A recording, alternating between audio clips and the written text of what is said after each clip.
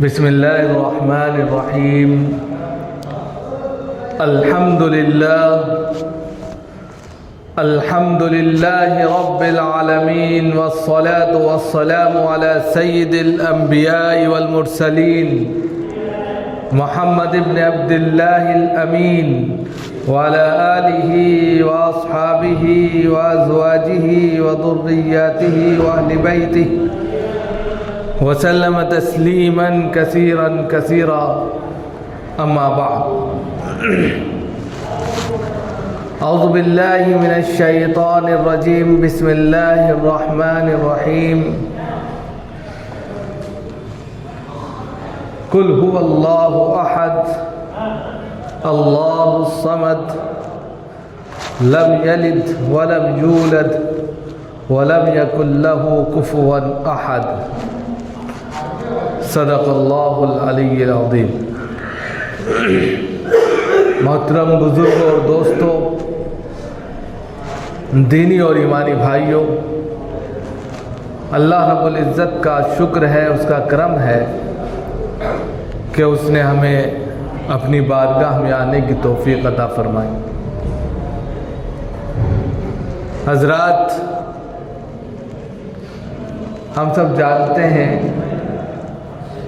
کہ اللہ رب العزت اس دنیا کا خالق ہے، مالک ہے۔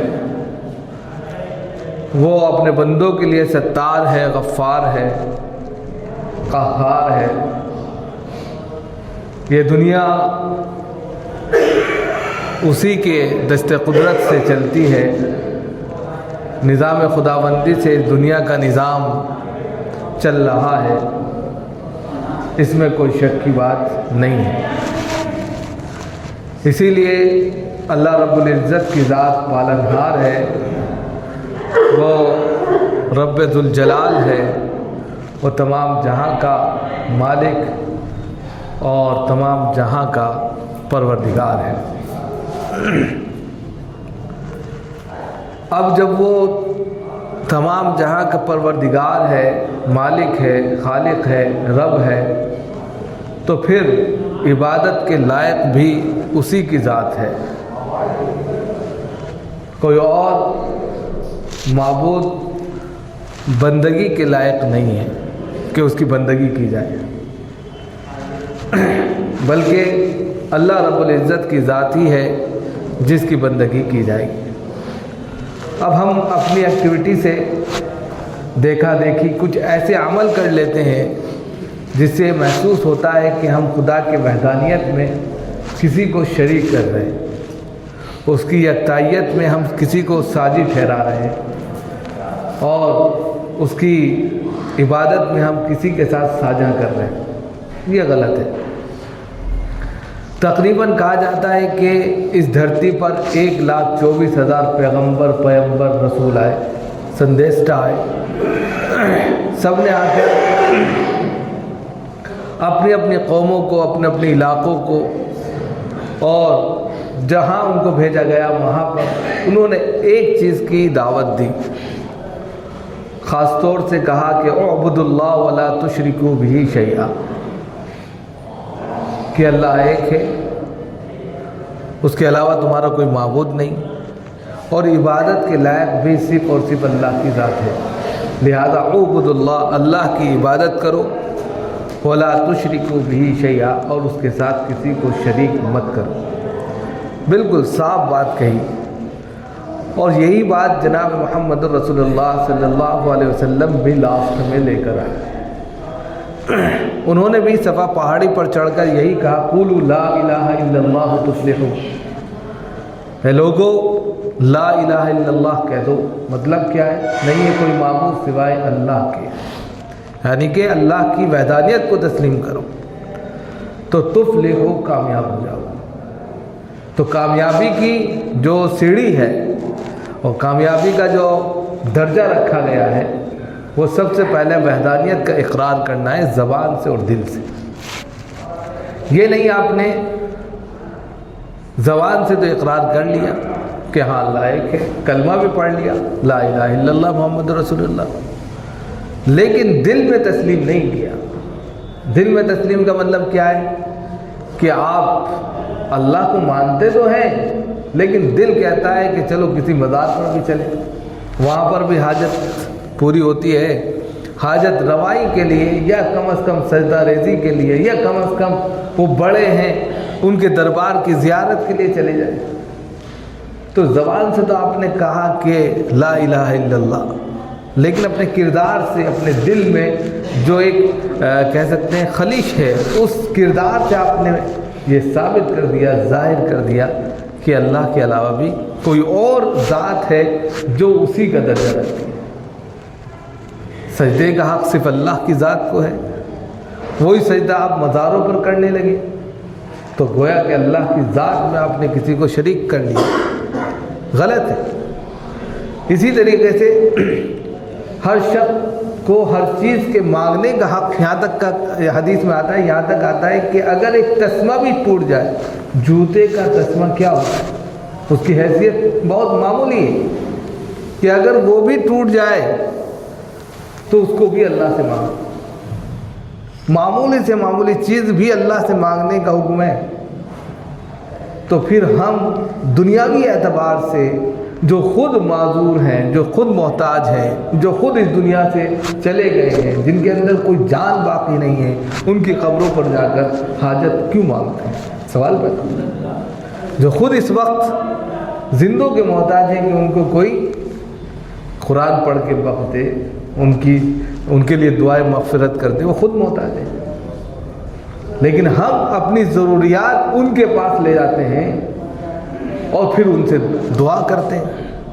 یہ الگ بات ہے کہ وہ اللہ کے نیک بندے رہیں، اس کو ہم بھی تسلیم کرتے ہیں اور پوری دنیا تسلیم کرتی ہے۔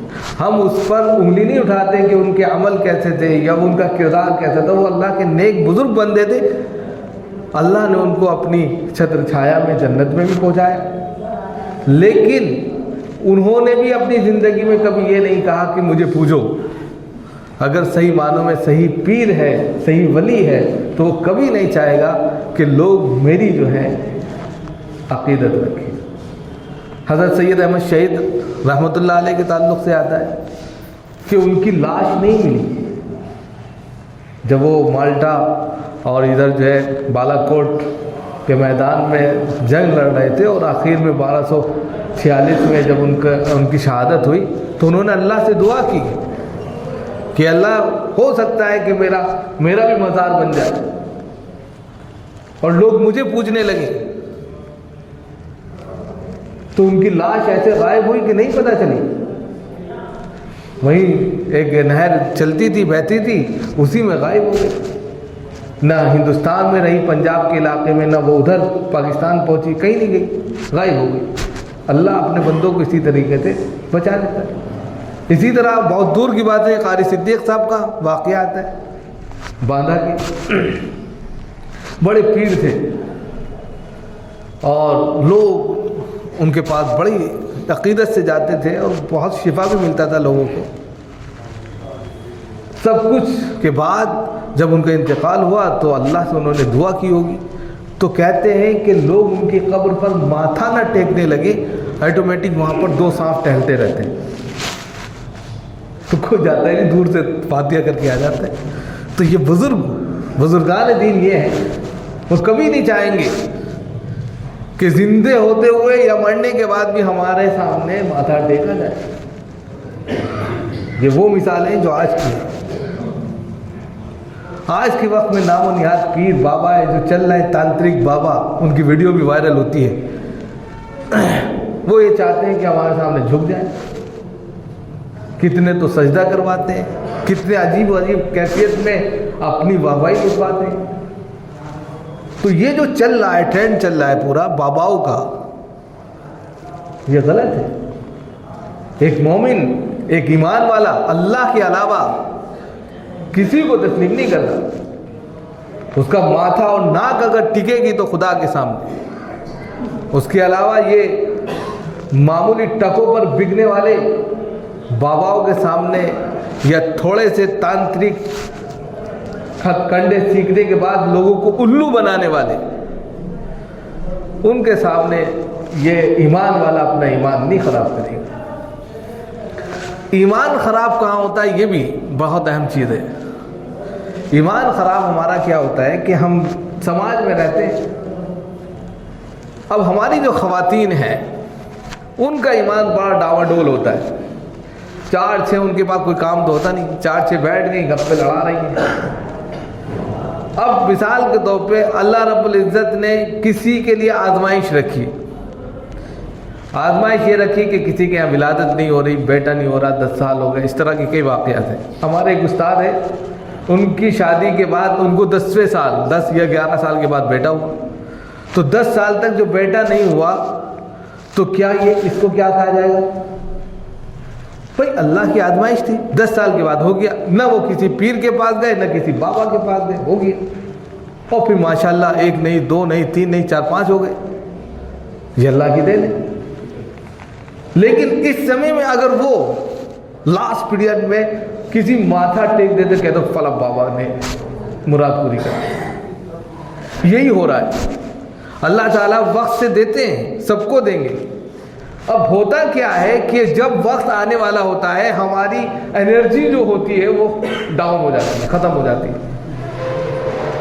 اور ہم کہتے ہیں یار اللہ پر بھروسہ کرتے کرتے بہت وقت ہو گیا، چلو کسی فلاں بتا رہی تھی، فلانا کہہ رہی تھی کہ کھمبر پیر بابا کے پاس 40 چکر لگا لو کام ہو جائے گا، اور وہ چلے گئے، اور وہ اسی دن ان کا اللہ نے لکھ رکھا تھا، تقدیر میں لکھا ہوا تھا کہ آج مل جائے گا، اور اسی دن راؤنڈ لگا دیا، بس یقین پکا، یقین پکا ہو گیا کہ فلاں پیر کے پاس گئے تھے اور انہوں نے ہماری حاجت کو پورا کر دیا اور اولاد مل گئی۔ اب یہ خواتین خود اپنے تک اس چیز کو محدود نہیں رکھتی، فیمیل کی سب سے بڑی کمزوری یہ ہے کہ اپنے تک محدود رکھ ہی نہیں سکتی، پورے محلے اور محلے سے گاؤں اور گاؤں سے شہر تک اس کی شہرت کر دیتی، اور پھر اپنے یوں کہ مرد جو ہے عورت کی بات جلدی مان لیتا ہے، کیونکہ حضرت آدم علیہ السلام کو جو پھل کھلایا تھا وہ حضرت حوا کی بنیادی پر تو تھا، تو عورت کے اندر سے یہ صلاحیت اللہ نے رکھ دی کہ وہ اپنی بات منوا لیتی ہے، ورنہ حضرت آدم کہاں کھانے والے تھے اور ہم یہاں آنے والے نہیں تھے، اگر وہ پھل نہ کھاتے ہم جنتی میں رہتے، انہوں نے پھل کھایا تو ہم یہاں لوگ بیٹھے۔ تو عورت کے اندر یہ صلاحیت ہے کہ وہ اپنی بات منواتی ہے اور منوا لے جاتی ہے، بس جیسے ہی کہا، اور عورت دماغ اس کی تیزی کے ساتھ میں جو ہے فراٹے کے ساتھ سیاست چلتی ہے، دماغ چلتا ہے، اور بس پورے خاندان کے لوگوں کو بیوقوف، ارے نہیں ایسا نہیں ایسا ایسا نہیں ایسا کر کے تمام کے تمام مردوں کو بھی اپنا اسیر کر لیتی ہے، اور جو مرد حضرات ہوتے ہیں وہ بھی یہ کہنے پر مجبور ہو جاتے ہیں ہاں بھائی فلاں پیڑ نے دیا، اور یہ مور ٹھپ ہو گئی، ٹھپا لگ گیا، اور جیسے ہی ٹھپا لگا تو بھائی اب جہاں وہ جا رہے ہیں، جس رشتہ داری میں جا رہے ہیں، یا کوئی جو ہے دعوت شاوت ہو رہی ہے، اب اس میں یہی ہے کہ بھائی وہاں گئے تھے ہو گیا، اب اس سے کیا ریزن ملا دوسرے کو تیسرے کو، اب یہی سے کیا ہوتا ہے ایمان میں کمزوری آنا شروع ہو جاتی ہے، ایمان کمزور ہو گیا، اب جس نے سنا وہ یہی کام کرنے لگا جو اس کا بیچارہ مجبور ہے، ہو سکتا ہے کہ اس کے ساتھ آزمائش چل رہی ہو سکتا ہے کہ اللہ کچھ اور دینا چاہ رہا ہو، اس کی طرف نہ توجہ کرتے ہوئے دیکھا دیکھی میں اپنا ایمان کھو دیا۔ تو یہ جو چیز چل رہی ہے اسی کو پیغمبر رسول آ کر بتاتے تھے کہ یہ سب چیزیں غلط ہے۔ حضرت آدم علیہ السلام کے تعلق سے بھی آتا ہے، آپ سورہ اعراف میں پڑھیں گے، جب ان کو پہلی امید ہوئی یعنی کہ ولادت کا وقت ہوا تو انہوں نے بھی یہی یعنی کہ ڈرتا ہے نا کیا ہے کیا نہیں، ٹھیک ٹھاک ہو جائے یہ ساری چیزیں، تو جب صحیح سالم، خود کہتے ہیں جب صحیح سالم ولادت ہو جاتی ہے اور یہ سب کچھ اللہ رب العزت کی ذات اور اس کے طفیل سے ہوتا ہے، اس کی قدرت سے ہوتا ہے، لیکن انسان اتنا ناشکرا ہے کہ جیسے ہی ہم اس کو ولادت یا کوئی اور چیز سے نوازتے ہیں یا کوئی نعمت دیتے ہیں ایک دم ناشکری کرتے ہوئے کہتا ہے کہ فلاں پیر کے پاس چلے گئے تھے، فلاں بابا نے دعا دے دی تھی، فلاں ولی نے ہمارے اوپر ہاتھ رکھ دیا تھا، اللہ کو چھوڑ کر انسانوں کا سہارا لے لیتا ہے، سب سے بڑی بھول ہے۔ جس کا جو حق ہے وہ دینا چاہیے، اللہ کا شکر ادا کرنا چاہیے، سجدہ ریزی میں گر جانا چاہیے، اللہ کے لیے دعا کرنی چاہیے کہ اللہ آپ نے ہمیں نوازا، ہم تو کچھ نہیں تھے۔ اگر یہ چیز ہو لئن شکرتم لازیدنکم ولئن کفرتم ان عذابی لشدید، اگر شکر پر شکریہ یعنی کہ اللہ کی نعمتوں پر شکر ادا کیا جائے گا تو اللہ بڑھا دیں گے. لیکن ناشکری کیا ہے کہ اللہ نے دی سب کچھ نعمتیں اللہ دے رہا ہے اور پھر اللہ سے انکار کر رہے ہیں، زبان سے نہیں کر رہے ہیں اللہ توبہ اللہ توبہ، یہ بھی کہتے ہیں اللہ توبہ 1000 مرتبہ کہتے ہیں، لیکن اپنے کردار سے خدا کو بالکل نگلیکٹ کر رہے ہیں. تو پھر کیا، یہ کہا جاتا ہے نا زبان اور آپ کے دل اس چیز کو تسلیم کرے کہ خدا ہے. اب دل سے تو تسلیم ہی نہیں کیا آپ نے، اور جب دل سے تسلیم نہیں ہوتا تو آپ کے جو ایکٹیویٹی ہوتی ہے، آپ کی جو ایکٹیویٹی ہوتی ہے، آپ کا جو کردار ہوتا ہے وہ ویسا ہی ہوتا ہے جیسا آپ چاہ رہے ہیں. تو وہ تسلیم کرنا ہوتا ہے. زبان سے تو سبھی کہتے ہیں، غیر مسلم بھائی وہ بھی تو کہتے ہیں ایشور ایک ہے، بھگوان ایک ہے، وہ بھی ایک ہی کہتے ہیں، ان میں ہم میں کوئی فرق نہیں ہے. بحیثیت ایک کہنے کے، بحیثیت ایشور وہ کہتے ہیں، اللہ ہم کہتے ہیں، اس میں کوئی فرق نہیں ہے. الوہیت میں فرق ہے کہ ہم اللہ کے سامنے سجدہ ریزی کرتے ہیں، یہ تصور کر کے کرتے ہیں کہ وہ ایک ہی ہے، وہ یہ تصور کر کے کرتے ہیں کہ یہ مایا نگری ہے، یہاں پر یہ ملتا ہے وہاں یہ ملتا ہے. الگ الگ انہوں نے بھگوانوں کو بحیثیت دیوتا اور بحیثیت الوہیت کے تقسیم کر دیا. اسی لیے تو مکہ میں 360 بت تھے. مکہ کے اندر جو 360 بت ہوئے تھے، یہ بارش کا رب ہے، یہ دھوپ کا رب ہے، یہ روزی کا رب ہے، یہ تجارت کا رب ہے. سب نے اپنے اپنے الو بٹھا لیے تھے، سب نے اپنے اپنے چھوٹے چھوٹے دیوتا بنا لیے تھے. تو یہ جو دیوتا بنائے تھے وہ مانتے تو ایک ہی تھے کہ اللہ ایک ہے، رب کو تو ایک مانتے تھے. الوہیت میں مانگنا کس سے ہے، کس کے سامنے سجدہ ریزی کرنی ہے، اس میں بکھر گئے. اسی کے لیے تو رسول اکرم صلی اللہ علیہ وسلم آئے تھے. وہی آج ہو رہا ہے. اب ہم غیروں پر تو کہہ دیتے ہیں وہ اللہ کو نہیں مانتے. ارے ہم اپنے گروانوں میں بھی جھانک کر دیکھیں کہ ہم مانتے ہیں کہ نہیں مانتے. جس طرح وہ ایک اقرار کرتے ہیں کیا اللہ ایک ہے، وہ تو ہم بھی کہتے ہیں اللہ ایک ہے، اور وہ بھی کہتے ہیں ایشور ایک ہے، صرف نام کی تبدیلی ہے. لیکن ہم اپنے کردار سے جس طریقے سے وہ الگ الگ جگہوں پر جا کر ماتھا ٹیک دیتے ہیں، ہمارے یہاں ایمان والوں کے یہاں ایسا نہیں ہے. ماتھا صرف اللہ کے سامنے ہی ٹیکا جائے گا. اب جو ہم میں سے مسلم سوسائٹی کے اندر بھی بہت سے ایسے لوگ ہیں جو تھوڑا سا ایمان میں کم ہے، یہ کہیں گے، یا ان کے پاس معلومات نہیں ہے، یا یہ کہ وہ جو ہے کسی چیز کے اسیر ہو گئے ہیں، یا دیکھا دیکھی انہوں نے جو ہے اپنے ایمان کا سودا کر لیا، تو ان کو اثر نو غور کرنا چاہیے. اب کئی چیزوں کے لیے جو ہے مثال کے طور پر کوئی بیمار ہو گیا، یا ابھی جیسے چند دن پہلے 11ویں شریف گزری، یہ جو عقیدے ہیں یہ سب بدعت کے عقیدے ہیں، اسلام میں ان کا کوئی لین دین نہیں. اب آپ مثال کے طور پہ 11ویں شریف کے نام پر کھانا بناتے ہیں، تقسیم کرتے ہیں. 11ویں شریف کا کانسیپٹ کہاں سے آیا، کیا ہے وہ 11ویں شریف؟ نمبر 1 سوال پیدا ہونا چاہیے ہر انسان کے دل میں. بڑے اچھے اچھے بہترین سب لوگ منا رہے ہیں، کیوں منا رہے ہیں؟ ارے یار وہ 11ویں شریف ہے، قرآن خوانی ہو رہی ہے. پورے سال میں خالی قرآن خوانی کب ہوگی؟ 11ویں شریف میں. پورے سال نہیں پڑھیں گے بھائی، کیوں نہیں پڑھیں گے؟ اب ہم نے قرآن کو بھی سال میں ایک دن رکھ لیا. یہ کہاں سے ہم نے لیا؟ غیروں سے. جس طرح وہ غیر ہمارے جو وطنی بھائی ہیں وہ جینتیاں مناتے ہیں الگ الگ، سال میں ایک دفعہ یاد کر لیتے. اسی طرح ہم بھی جیسے جناب محمد رسول اللہ صلی اللہ علیہ وسلم کے نام پر جشن عید منانے لگے پچھلے 40 سالوں سے، 50 سالوں سے. اب ہم نے قرآن کو بھی ایسی کتاب سمجھ لیا کہ اس کو پڑھنا نہیں ہے، سال میں ایک دفعہ قرآن خوانی ہو جائے گی 11ویں شریف. ابھی یہ سلسلہ شروع ہوا ہے.